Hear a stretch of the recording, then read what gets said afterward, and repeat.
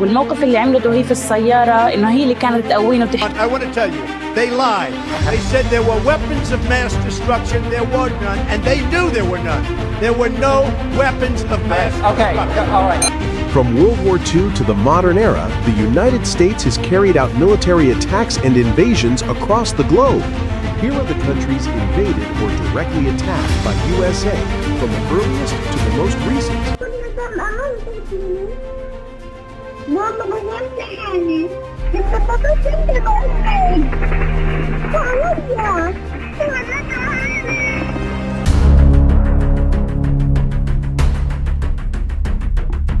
We ask how the world can watch a genocide and do absolutely nothing. We think the system is broken. But the terrifying truth is, the system isn't broken. It is functioning exactly as they designed it. And they don't even hide it anymore. We're apologizing for our support for Israel. There's no apology to be made. None. It is the best $3 billion investment we make.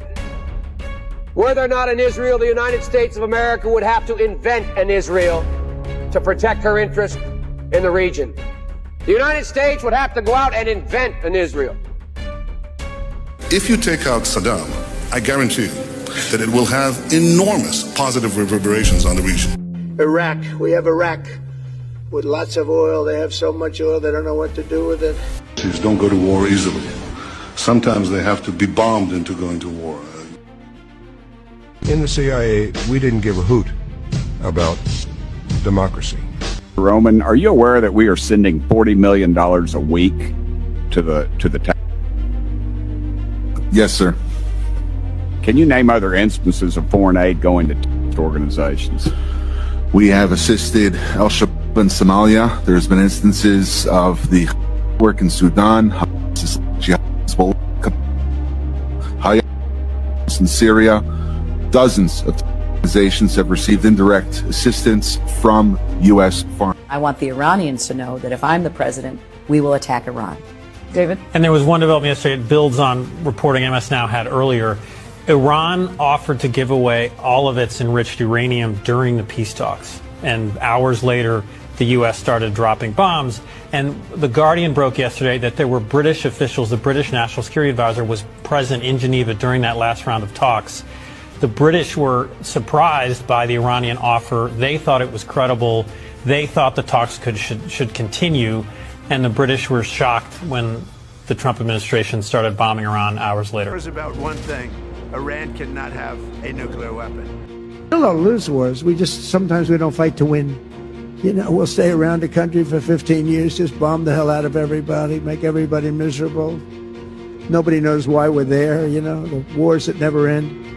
We should have never been in Iraq. We have destabilized the Middle East. Epstein, of all issues, is the one that Donald Trump was willing to destroy his presidency over. He's endorsed this campaign against you and your family, but really just sort of hurt himself on behalf of the memory of Jeffrey Epstein. And it does raise questions about, like, how did Epstein die and who signed off on that? And why was Epstein rearrested for crimes he'd already been convicted of, brought back from France to the United States, and then gets murdered in prison less than 2 months later? Like, what is that? The people who are funding the ballroom, the people who are funding the Arch, the people who are funding the rebranding of the Kennedy Center, these are the people who are also funding my opponent. These are the people who are dominating our foreign policy decisions. And these are also the same people who are in the Epstein files. These are their own words, on camera, on the record.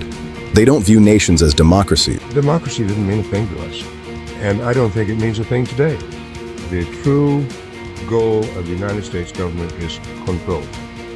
And they feel that if the United States did not control the governments of Latin America, then somebody else would. And the principle of government by the people, for the people, of the people, that is that's just simple. They view them as investments and assets for their defense industries and oil monopolies. Why couldn't we go in and take over some of their oil, which is along the sea? Iran, you take their oil. From the British Empire to the modern superpower matrix, the playbook has never changed. Divide, conquer, and profit. They built the United Nations and sold it to us as a peace council. But how is it democracy when 193 nations beg to stop a war? and a single superpower uses a veto to keep the bombs falling. Those against. The draft resolution has not been adopted, owing to the negative vote of a permanent member of the Council. The United States rejects this unacceptable resolution. The veto isn't a peace tool, it's a license to kill. And now, this exact same matrix is weaponizing artificial intelligence. How much money will you be investing? 600 billion. 600 billion? They tracked the president of Venezuela. They track your data. If the elites who engineered endless wars monopolize the algorithm of the future, humanity will enter an inescapable digital prison. The chains used to be iron, now they are digital. But their system has a fatal flaw. They gave us the internet, and we woke up. We are not asking them for reform. We are replacing them. Welcome to GAIGS, the global AI Decentralized Governance System. We are dismantling their 1835 factory-style education and replacing it with gamified scientific learning, turning billions of gamers into the architects of the universe. We are ripping the veto power away from the superpowers and putting it on an unhackable blockchain, where 8 billion human voices hold direct, transparent voting power over global decisions and local funds. The era of superpower monopolies is over. You are not a passive consumer. You are the resistance. It's time to reset the timeline. Subscribe, join the decentralized revolution, and let's build the future together.